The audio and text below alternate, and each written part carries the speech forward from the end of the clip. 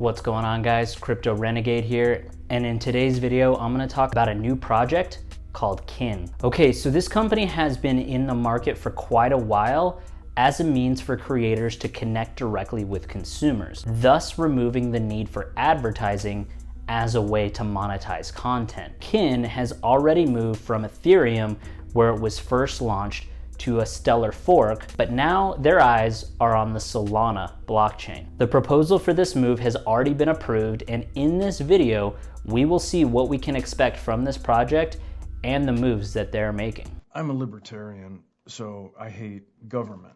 But before I jump into the content, I just updated my new free ebook on the 7 best ways to secure your crypto, updated for 2021. If you care about crypto security, check it out in the description in the comments below. It will be pinned. It's 100% free. All right, let's get started.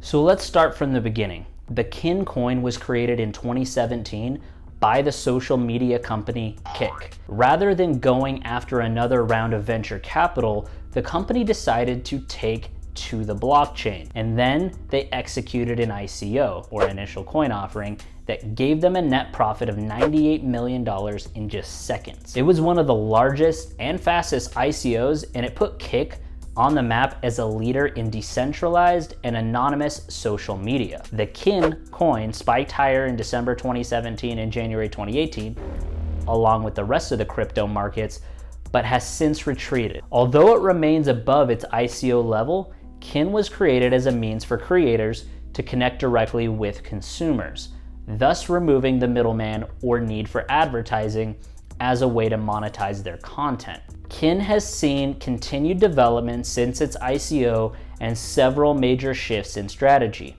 It was created on Ethereum as an ERC20 token, but the developers had planned on moving to Stellar for scalability. If you want to understand why Kin was launched and what it hopes to achieve, then we first need to look at Kik, the company behind the launch. We'll see that the motivation for launching the coin was likely partially a marketing strategy, but was also financial and philosophical in nature. In case you haven't heard of it, Kik is a social media platform and messenger app with more than 15 million registered users. Most of these are between the age of 13 and 24, and a good portion are US teens. The primary function of Kik is to send messages to your friends, but also allows for sharing images, videos, web pages, audio files, and other types of media. Major brands are active on Kik, and there are tens of thousands of bots that perform tasks such as ordering pizza, telling jokes, or sharing the latest sports and celebrity news. Ladies and gentlemen, can I please have your attention? I've just been handed an urgent and horrifying news story. The key selling point for Kik users is its anonymity, unlike many social media services. There's no need to verify a phone number or other personally identifying information to sign up. All that's required is an email address and first name. That's refreshing in an era where social media services are often most motivated by collecting and monetizing personal user data. Instead, Kik has taken another course and refuses to collect and sell user data. None of the account information is retained, and even messages or other media shared between Kik users are deleted from the company servers immediately after being sent. Kik has moved to allow its users to reward content creators directly as an alternative to using advertising, which is the model used by nearly every social media platform. This advertising model requires social media companies to increase their user base as rapidly as possible and to grow their user base as large as possible. It also forces them to take steps to keep users on the site for as long as possible, since this maximizes ad views and revenues. The leaders at Kik don't think this evolution towards an attention economy is right. So their philosophical reason for creating the Kin token is to combat the trend towards advertising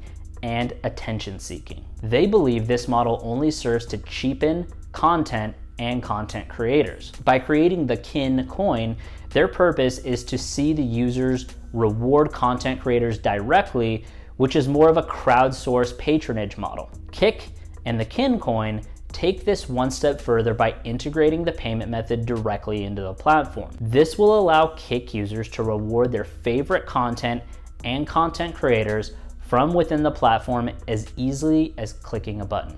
Don't push this button, because that will set off the bomb immediately and we'll all be dead.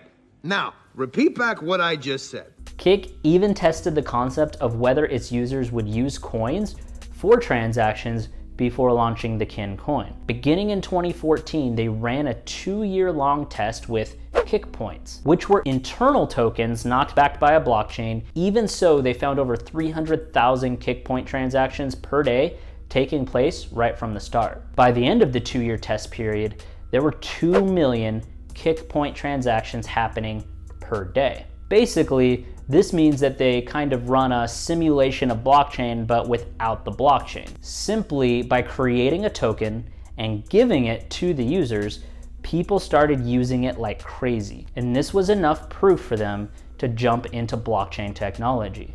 The initial tests on Kick were used by the Ethereum blockchain, but the developers quickly found that they would be limited by Ethereum's lack of scalability, with Ethereum limiting Kin to only 30 transactions per second. It was soon clear that another solution would be needed. Okay, for those of you that don't know how blockchains work, they work with transactions just like banks do. Now they have a certain number of transactions that they can handle. Ethereum handles only 30 transactions per second from person to person. Since Kin has much more transactions going around than that, they needed a blockchain that can handle far more transactions per second. How did Kin pass to Stellar? Why is it now passing to Solana? What are some of the benefits that this project will get from Solana's blockchain? What is expected to happen with this project in the future? By May of 2018, the development team had the project moved to Stellar, and it was testing the scalability of that platform on their testnet.